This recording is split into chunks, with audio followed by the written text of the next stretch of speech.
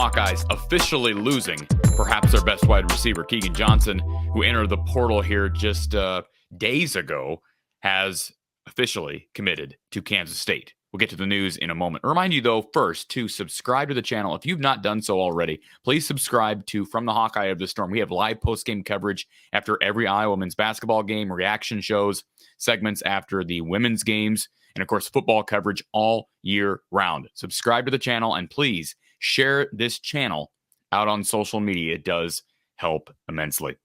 So the news on this Monday, of course, this news broke Sunday. I was out of town at the game, Iowa basketball game in Carver in Iowa City. Keagan Johnson has officially committed to Kansas State. Now, this is an interesting one because the rumors have been swirling for a while that Arlen Bruce would be transferring to Kansas State. Bruce has been offered, I believe, has been offered by Kansas State. No announcement yet from Arlen, and he may take his time on this. But Keagan ended up getting an offer from Kansas State and accepting. Obviously, Kansas State coming off a Big 12 championship appearance. They were terrific offensively this year under the leadership of Adrian Martinez, and they certainly have a bright future on offense. You may ask, well, why would Keagan Johnson want to go to a conference that's going away in a couple of years? Well, it's not going away for, 2 to 3 years, and even then it's not going away, right? You're going to lose Oklahoma and Texas in a couple of years, but Keagan Johnson's going to have an opportunity to showcase his skill set. And yes, he redshirted this year technically. Next year, he'll be a redshirt sophomore. So he's got 3 years in front of him if he wants those 3 years. Arlen Bruce, will he end up going to Kansas State? That's a question mark. I do find this intriguing, too, because Adrian Martinez has exhausted his eligibility. So quarterback, a bit of a question mark for the Wildcats, but obviously Keagan Johnson has confidence in Colin Klein, former Kansas State quarterback and wide receiver. Klein played a little wide receiver at Kansas State. He has confidence in what Klein is doing with that offense. And why wouldn't you, right? Chris Klieman obviously has done a terrific job down there as a head coach. And when I had spoken with a reliable source on the Keagan Johnson situation just days ago, I had been told there was a chance that he could return to Iowa still. All right.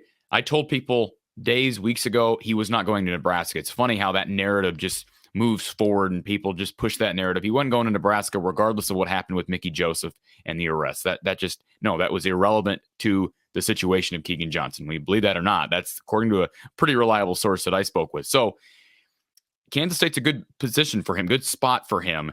An up-and-coming team with an up-and-coming coordinator, an up-and-coming head coach. And I'll tell you this, if you're Kansas State, let me tell you what you're getting with Keagan Johnson. You're getting a guy who can beat you over the top. All right. I think Iowa certainly underutilized him this year. And yeah, you could say, well, he wasn't healthy. Well, I think he was pretty healthy against Minnesota and Nebraska. All right. He certainly was healthy enough to run a couple go routes. Iowa never even took a shot toward Keagan Johnson in those 2 games. And yes, I know he was limited in snaps, but there's no reason to think that Keagan Johnson couldn't have ran a couple of go routes, at least against Nebraska.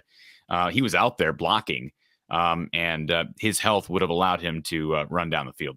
Beside the point, they're getting a guy who can beat you over the top. I think this kid is above average in route running. One thing that really stands out about Keagan Johnson this year, and I know there was a narrative out there that he quit on his team. I'm telling you, if you're a Kansas State fan or you follow the Wildcats, Keagan Johnson did not quit on the Iowa team. Go back and listen to Kelton Copeland talk about Keagan Johnson's situation during the season. All right?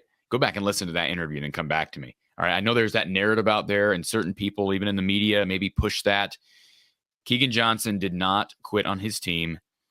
He dealt with a plethora of medical issues. All right, I'll just leave it at that. Medical issues from January 1st until the end of this season. And it's unfortunate because there was times when it looked like he was going to be back, and then he had a setback, and just over and over and over again. But he never quit on his team.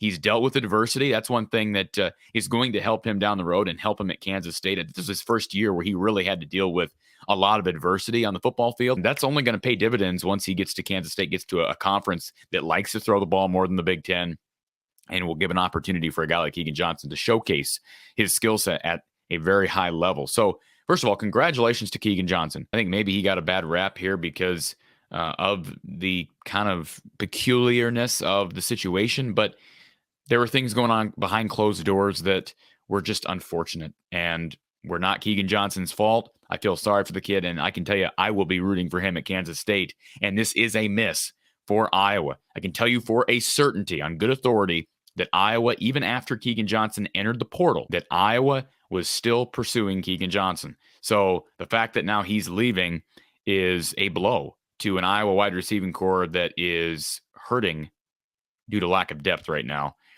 Corey Crooms, Western Michigan transfer that Iowa was in on, he committed to Minnesota.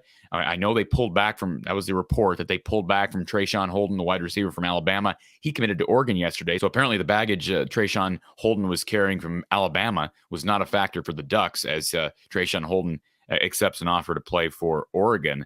So Iowa so far has not had a lot of success in this portal, minus Cade McNamara. So we'll wait and see. Seth Anderson's still out there at wide receiver, as well as Isaac Tesla, the wide receiver from Hillsdale College, a Division II school, produced Zach Van Valkenburg. One other side note, and this is an important one. Isaac Tesla just got an offer from Miami.